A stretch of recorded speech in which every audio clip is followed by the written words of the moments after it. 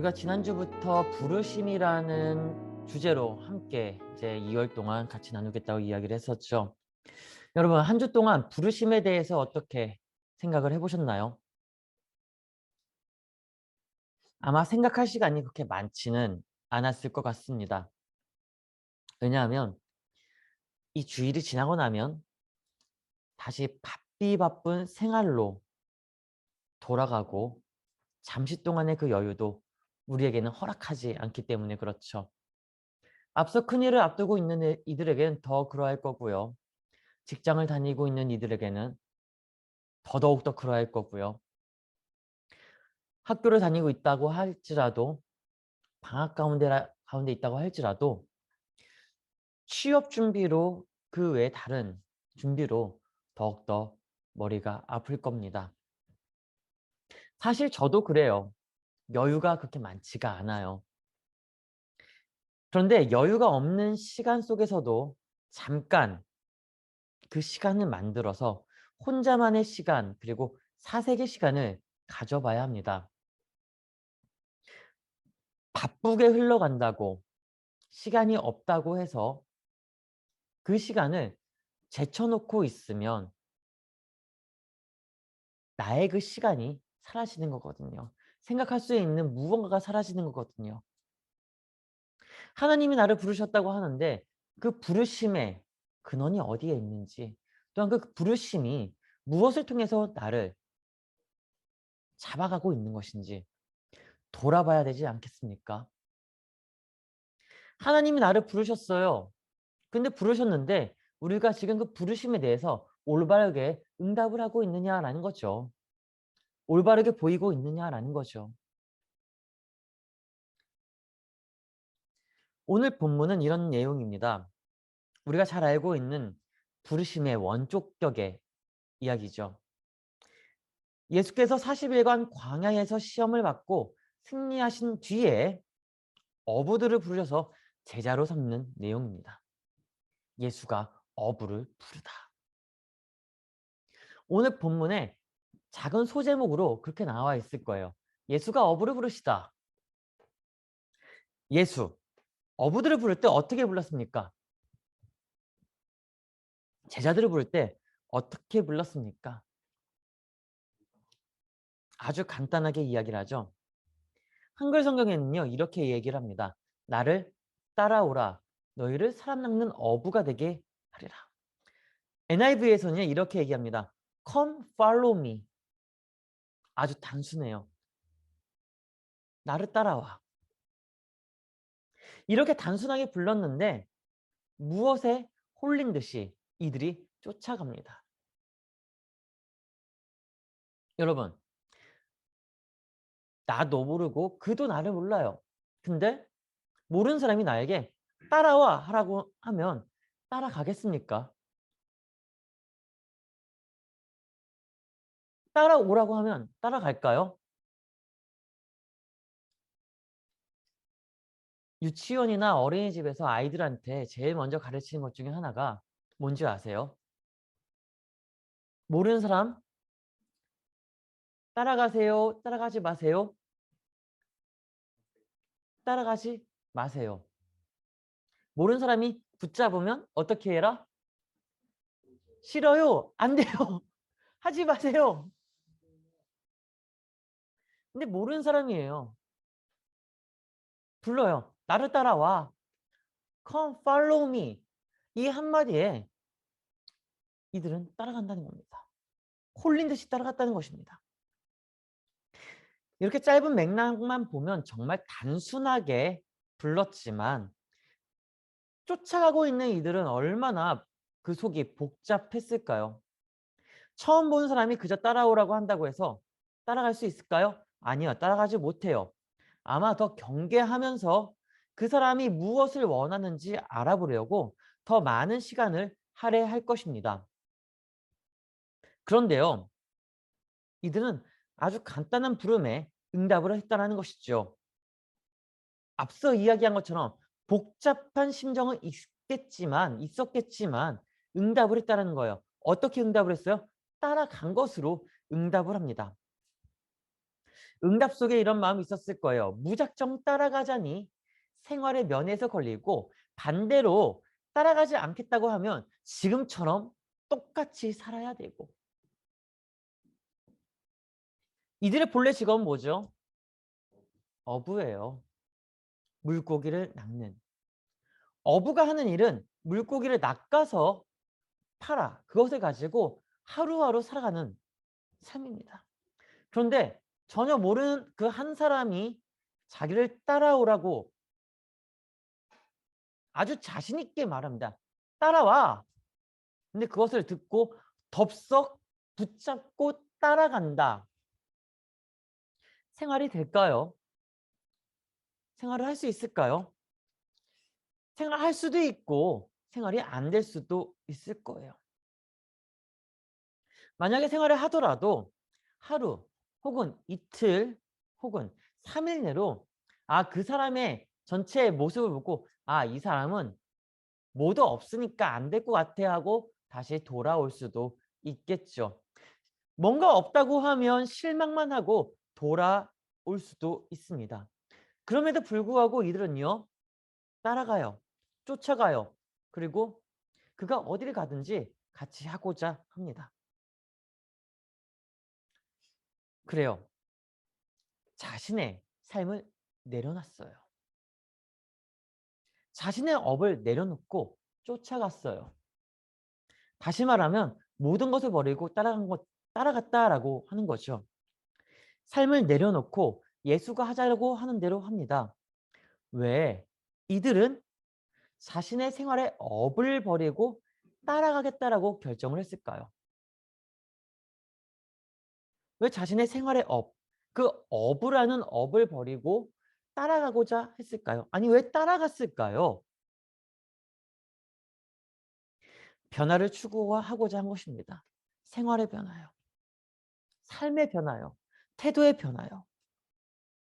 다시 말하면 어부들은요. 어부의 그 일을 버리고 싶어서가 아니라 더 큰 일을 할 수 있을 것 같다라는 판단으로 자신의 업을 버린 거예요. 아니 내려놓은 거예요. 떠난 거예요. 자신의 업을 내려놓는다는 것이 뭘까요? 포기하겠다는 의미가 아니에요.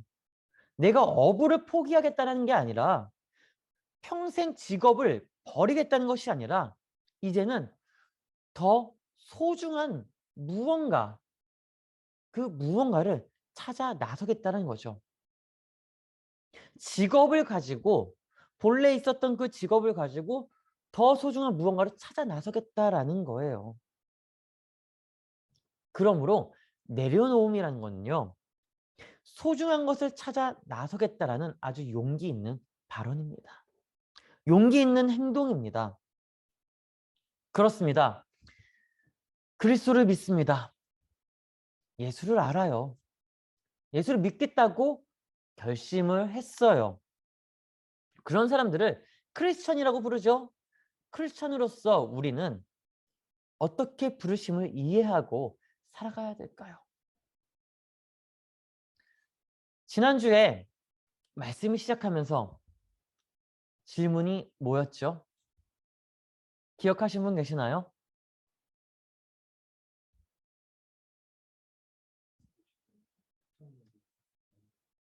네? 그리고 네. 부르심. 선택적 부르심일까요? 아니면 모두의 부르심일까요? 이 질문을 던지면서 시작을 했죠. 근데 부르심은요. 선택일 수도 있고 모두일 수도 있다라고 이야기를 드렸어요. 예수가 선택적으로 불렀을까요? 아니면 모두를 불렀을까요? 오늘 본문을 보면요. 마치 선택한 것처럼 보여요. 마치 두 사람을 그리고 나중에 또 두 사람을 선택해서 부른 것처럼 보입니다.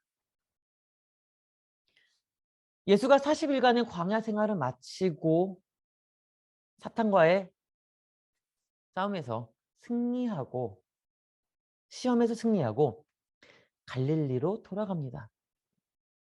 갈릴리로 돌아와서 해변을 거닐다가 두 사람을 봐요. 누굴까요? 바로 먼저로는 베드로와 안드레입니다. 그들을 먼저 불러요. 마치 선택한 것처럼 보이죠. 예수님이 베드로와 안드레를 둘을 선택해서 부른 것처럼 보입니다. 그리고 이 둘과 같이 또 길을 갑니다. 얼마 가다가 또 불러요. 두 사람을 부르죠.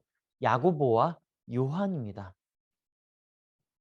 가시적을 보면요. 콕 집어서 너와 너 가서 또 너와 너 탁탁 집어서 부른 것처럼 보여요. 그런데 한번 거꾸로 볼까요? 오늘 본문을 보겠습니다. 18절과 20절이에요. 같이 함께 읽겠습니다. 시작. 갈릴리 해변에 다니시다가 두 형제 곧 베드로라 하는 시몬과 그 형제 안드레가 바다에 금을 던지는 것을 보시니 그들은 어부라. 20절이요. 거기서 더 가시다가 다른 두 형제 곧 세베대의 아들 야고보와 그의 형제 요한이 그의 아버지 세베대와 함께 배에서 금을 깁는 것을 보시고 부르시니. 예수는요, 갈릴리 해변에 다니다가 먼저 두 사람을 봅니다. 근데 이 두 사람을 보기 전에 먼저 무엇을 본지 제가 노랗게 색을 바꿔놨죠. 바다에 그물을 던진 것을 보시니. 한번 그림을 그려봐요. 해변을 거닐고 있는데 바다에 그물이 던져지는 걸 봅니다. 그 던진 그물을 누가 던졌을까 해서 보니 두 사람이 던지고 있었다는 거죠. 가서 묻습니다. 물론 본문에서는 당신은 누구십니까? 라고 묻지 않지만 아마 물었을 거예요. 누구십니까? 지금 거기서 뭐 하십니까? 그 물음에 이 두 사람은 대답을 했겠죠. 저는 베드로입니다. 또 옆에 있는 사람은 저의 형제 안드레입니다. 그래요? 저는 예수입니다. 베드로, 안드레, 나를 따라오지 않겠습니까? 이렇게 먼저 청유하지 않았을까요? 금을 던지는 것을 보고 이 두 사람을 부른 거죠.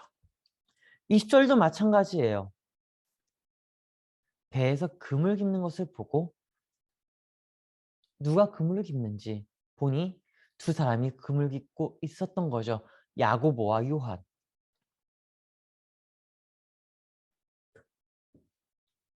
바다에 금을 던지는 것은 뭘 뜻할까요?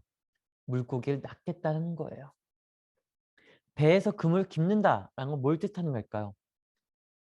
모든 업을 그 시간 다 마치고 그물을 찢어지는 곳이 있는지 없는지 보고 찢어진 곳이 있으면 수정하고 고치겠다라는 겁니다. 근데 이 두 부분 보면 무엇이 떠오르세요, 여러분? 뭐가 떠오르십니까? 금을 던지는 것을 보시니 배에서 금을 깁는 것을 보시고 저는 이게 떠오릅니다. 사람을 낚는 어부가 되게 하리라. 예수는 먼저 이들을 선택한 것처럼 보이지만 실제로는 이들과 함께 모두를 건지고자 부른 거죠. 우리 입장에서는요, 그들이 선택이 된 거예요. 그런데 예수의 입장에서 보면요, 선택이 아닌 모두 중에서 하나라는 거예요. 너와 너가 아니라 모두를 건져 올릴 건데 그 전에 먼저 이들이 그물을 던졌으니 이들이 그물을 던지기 때문에 건져 올릴 수 있겠다. 힘이 있는 이들이다. 나와 함께 할 수 있는 이들이다 라고 보고 택했다라는 것이죠. 즉 부르심은 모두를 불렀고 그에 응답하는 것은 선택이고 행동이라는 겁니다. 베드로와 야고보, 베드로와 안드레, 야고보와 요한. 그 부르심의 응답을 그들은 어떻게 선택을 했나요? 쫓아감으로, 따라감으로 선택을 했다라는 거예요. 즉, 예수는 선택적으로 부른 것이 아니라 모두를 부르기 위해서 그 둘을 먼저 청유한 것입니다. 그리고 선택은 우리가 한 거죠. 그들이 선택한 거예요. 그들이 거절할 수도 있어요. 아, 싫어요. 저 안 가요. 그러나 그들은 선택함으로써 따라 나섭니다. 결국 이들은 자신의 업을 버린 것이 아니라 더 넓은 업을 가진 거죠. 더 넓은 직업을 가지게 된 겁니다. 어떤 직업이요? 사람을 낚는 어부가 되는 직업이요. 지금까지는 삶을 위해서, 자기의 삶을 위해서 물고기를 낚는 어부였지만 이제는 사람을 낚는 어부가 돼서 하나님 나라에 생명을 낚게 되었다는 것입니다. 그들이 이렇게 넓은 업을 가지게 된 것은 청함을 받아 응답한 것입니다. 요청에 응답했기에 선택받은 것이죠. 그런데 이거 알고 있습니까? 요청에 대한 응답은 자신이 가지고 있는 혹은 가장 소중하다고 생각하고 있는 것을 내려놓음부터 시작된다는 것 말입니다. 예수가 불렀어요. 누구를 불렀나요? 베드로, 안드레, 야고보, 요한? 네. 그런데 저도 여러분도 다 예수 그리스도가 불렀다라는 겁니다. 우리를 불렀습니다. 모두를 불렀습니다. 불렀을 때 내려놓을 수 있는 용기가 있어야 한다는 거죠. 내려놓는다는 것, 절대 내가 가지고 있는 그리고 하고 있는 이 직업을 버리라는 게 아니에요. 신학도가 되라는 게 아니에요. 목회자가 되라고 하는 것이 아니에요. 교회에서만 먹고 살으라고 하는 것이 아니에요. 예수의 부름은요, 물론 믿는 사람이 더 많아지게 하는 것, 하나님의 나라를 세워가는 것에 있죠. 그런데 나에게 있어서 선택의 측면이 많게 되면 내려놓을 수 없는 것들이 더 많아진다라는 것이죠. 그러면 예수의 부름은 응답할 수가 없습니다. 오라고 하더라도 nope, 못 가겠습니다라고 할 수밖에 없는 거예요. 다시 말하면요, 부르심은요, 그리스도의 부르심은 나를 내려놓는 겁니다. 나를 내려놓는 거예요. 나는 아니겠지. 그것이 아니라 내가 하고자 하는 직업, 내가 지금 하고 있는 그 직업을 통해서, 내가 하고 있는 일을 통해서 더 확장시키고자 불렀다는 것을 알아야 됩니다. 조금 먼 이야기지만 제자들을 다 모으고 나서 이들의 직업이 다 각양각색이었잖아요. 어부도 있고요. 목수도 있었고요. 세리장도 있었어요. 그리고 일반인들도 있었죠. 근데 예수가 십자가에 못 박혀 돌아가시고 나서 이들은 뿔뿔이 흩어집니다. 뿔뿔이 흩어지면서 이들이 무엇라고 했는지 기억하시나요? 다시 나의 고향으로 돌아가야 되겠다. 근데 이 고향으로 돌아가겠다는 것이 무엇을 뜻하냐면 원래 가지고 있었던 일을 다시 시작하겠다라는 거예요. 어부는 어부의 일을, 목수는 목수의 일을, 세리는 다시 또 로마의 그 세리의 일을 나의 업으로 다시 다 가겠다. 근데 그들이 자신의 업으로 돌아갔을 때에 예수님이 부활하시죠. 부활하시고 찾아오십니다. 똑같이 갈릴리 바다에 거느리시다가 한자리에 앉아서 불을 피우시고 떡과 고기를 구우십니다. 근데 그 모습을 누가 보나요? 베드로가 보죠. 또 안드레가 봅니다. 근데 그 장면이 어떤 장면하고 똑같아요? 오늘 이 본문의 장면과 똑같습니다. 단지 다른 것 하나. 예수님이 그들이 시장할까 봐, 배가 고플까 봐 음식을 준비하고 있었다는 것. 그리고 그들은 계속 그물을 던지고 있었다는 거예요.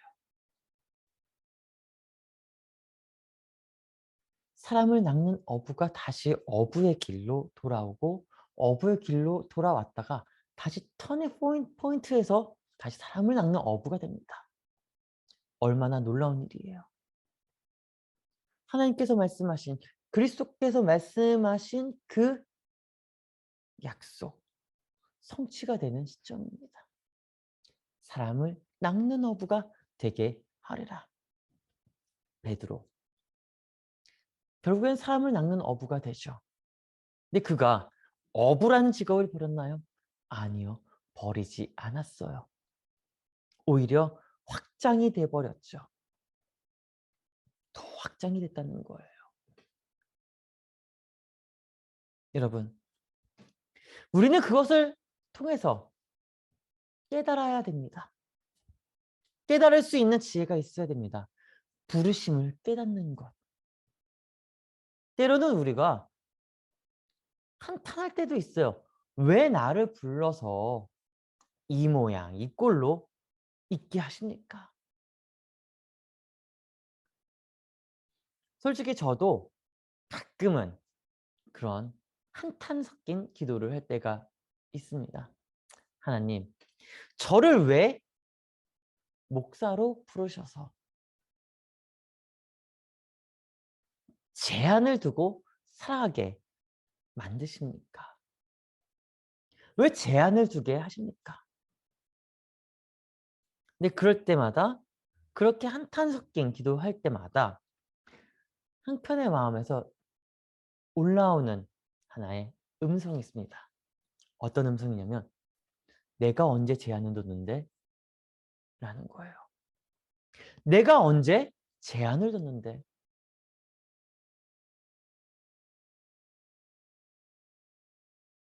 너가 지금 하고 있는 게 뭐니?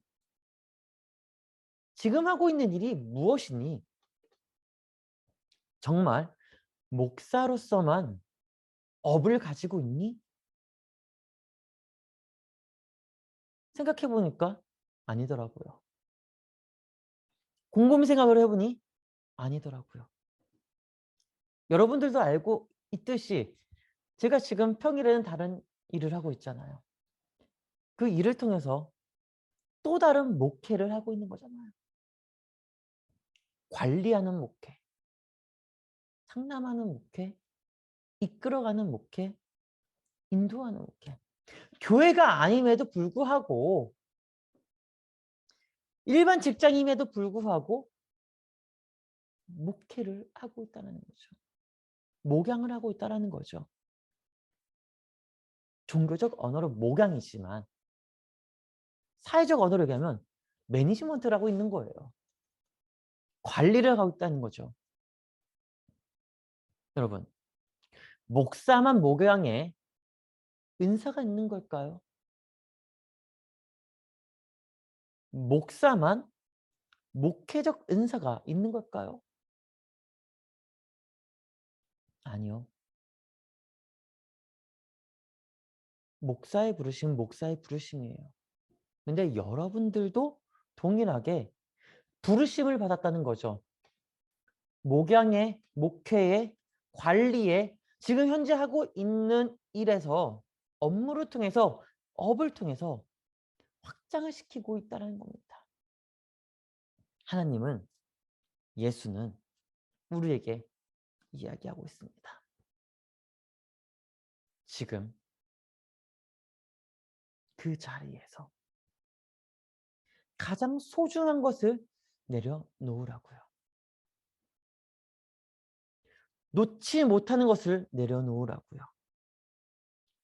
그것을 내려놓았을 때에 확장의 개념의 부르심의 은혜가 깨달음으로 나타날 것이라고 말씀하십니다. 마지막으로 한 가지 이야기만 하고 마치려고 합니다. 내려놓음. 어렵죠? 어려워요. 하고 싶지 않아요. 내려놓고 싶지가 않아요. 내려놓으면 그것보다 더 떨어질 것 같아서 내 생활의 반경이 더 낮아질 것 같아서 네, 그럴 수 있어요. 충분히 그럴 수 있어요. 그런데 올리고 낮추고 하는 것은 내가 노력해서 되는 것이 아니라 하나님이 높여줄 때 높여주는 거고요. 하나님이 멈추게 하면 멈추게 하는 거고요. 낮추게 하면 낮아지게 되는 겁니다. 그때에 맞춰서 하나님의 부르심에 은혜를 깨달으며 내려놓음의 부르심을 기억하는 이번 한 주가 되기를 주의 이름으로 축원합니다. 기도하겠습니다.